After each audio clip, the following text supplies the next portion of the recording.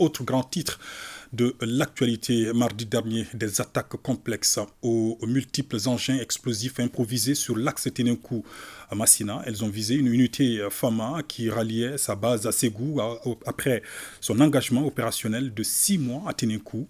Vous allez voir, les FAMA ont vigoureusement riposté à ces attaques. Le commentaire est signé Abdoulaye Assako avec la collaboration de la DIRPA.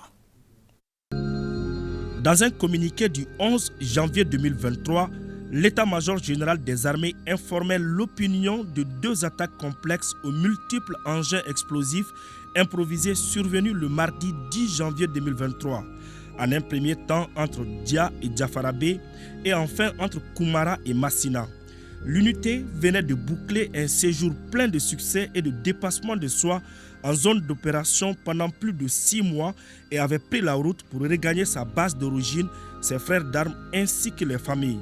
Mais hélas, le destin l'avait entrevu autrement lorsqu'un premier incident aux engins explosifs improvisés est intervenu vers 14h à 10 km environ au nord de Diafarabé, faisant un mort et quelques blessés, plus un véhicule légèrement endommagé.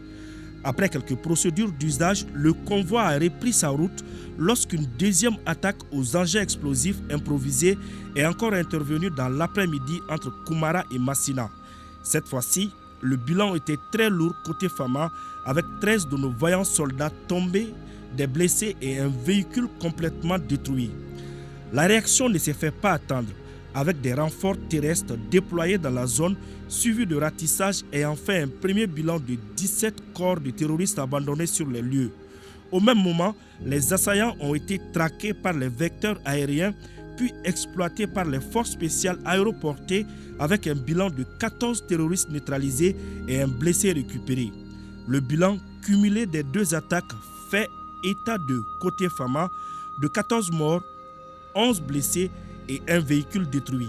Côté ennemi, 31 terroristes neutralisés et un blessé récupéré par les forces spéciales.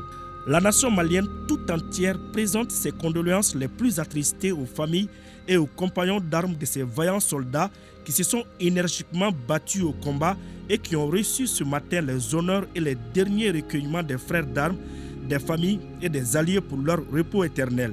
Quoi qu'il arrive, les forces armées maliennes demeureront à l'avant-garde de cette lutte et ne baisseront jamais la garde face à des terroristes dont les actions se résument désormais à des actes désespérés, y compris les poses DEI.